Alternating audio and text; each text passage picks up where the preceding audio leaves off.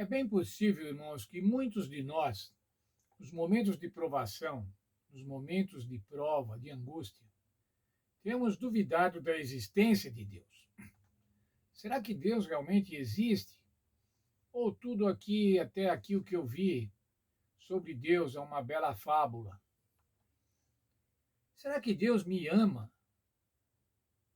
Acreditando que Deus existe, será que Deus me ama? Se ele me amasse, eu não estaria passando os problemas que eu estou passando.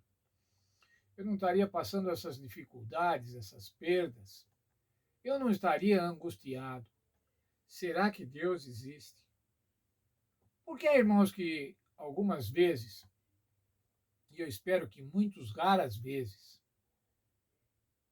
nós duvidamos da bondade de Deus.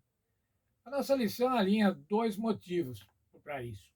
O primeiro é que nós duvidamos da vontade de Deus quando a nossa vontade não se alinha com a sua vontade. Nós queremos alguma coisa, mas essa vontade não está alinhada com a vontade de Deus. A outra maneira, irmãos, é porque nossa experiência com o que cremos, aquilo que nós parece bom, aquilo que soa bom, aquilo que tem gosto bom, nós vemos todas essas características boas e achamos que é bom. E daí nós ficamos zangados quando vemos que Deus diz que não é bom. Coisas que nós, enquanto carnais, achamos boas, o Senhor diz que não são bons. E daí nós nos zangamos com Deus. Nos zangamos com Deus quando não podemos obter essas coisas que nós julgamos boas, mas que Ele diz que não é. Quando nós duvidamos de Deus, irmãos, quando nós duvidamos da sua bondade, nós devemos ser socorridos pela fé. Socorridos pela palavra de Deus, encontrar na palavra de Deus elementos para que alicercem a nossa fé. O texto base da lição de hoje é Romanos, capítulo 8, versos 28 a 39. Lá o apóstolo Paulo alinha uma série de motivos para aceitarmos, para nos confirmar com a bondade de Deus, para termos certeza da bondade de Deus. Aí ele diz que ele nos predestinou, chamou, justificou e glorificou. Ainda que o Senhor nos justifica. E faz uma pergunta: se Deus é por nós, quem será contra nós? Vou saltar o verso 32, para depois voltar nele. O apóstolo Paulo diz que Cristo está à direita do Pai. E se ele está à direita do Pai, como sacerdote no santuário celestial, ele intercede por nós. Ele é o nosso mediador. Mas ainda ele afirma que nós somos mais do que vencedores por aquele que nos amou. Somos vencedores por Cristo, somos vencedores pelo plano de salvação de Deus o Pai. E ele ainda diz: nada pode nos separar do amor de Deus que está em Cristo.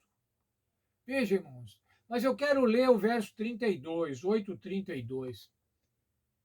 Para confirmarmos a bondade de Deus, para encontrar um argumento definitivo com relação à bondade de Deus para cada um dos seres humanos. Aquele que nem mesmo o seu próprio filho poupou, antes o entregou por todos nós, como não nos dará ele todas as coisas?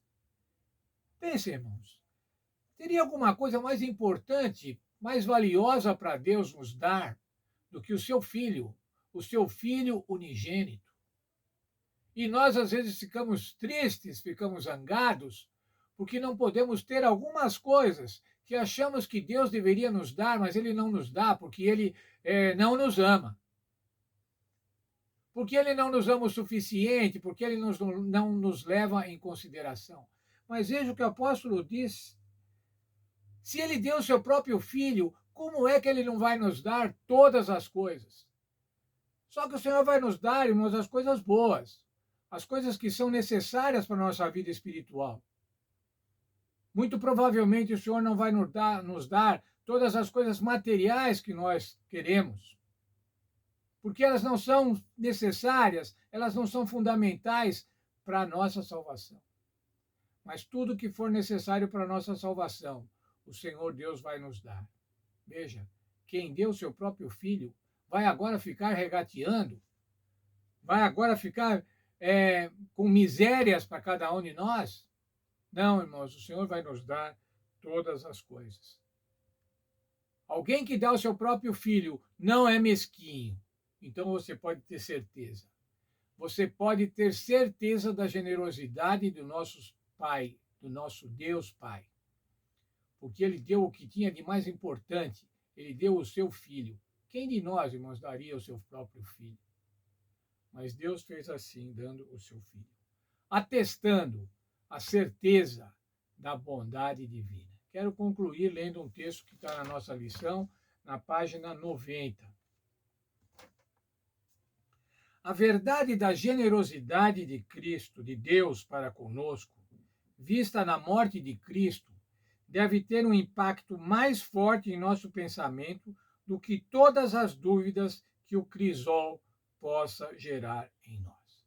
O que está dizendo esse texto, irmãos? Nós contemplamos o sacrifício de Deus Pai a oferecer seu Filho para nos salvar, para cada um de nós. Essa verdade deve ter um impacto tão forte no nosso pensamento que nós não devemos ter nenhuma dúvida quando estivermos em provação, quando estivermos em dificuldade. Nenhuma dúvida. A morte do Senhor Jesus Cristo, por causa de cada um de nós pecadores, é a certeza da bondade divina.